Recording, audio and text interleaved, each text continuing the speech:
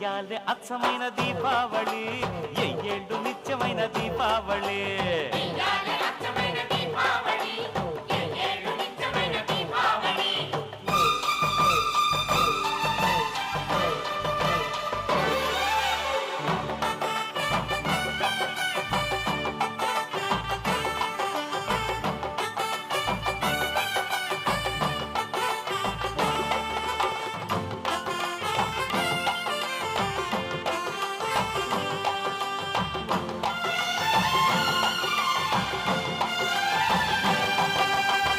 మాయా మర్మం లేనివాడు మా మామగారు, మట్టిలోని మాణిక్యం మాడవారు.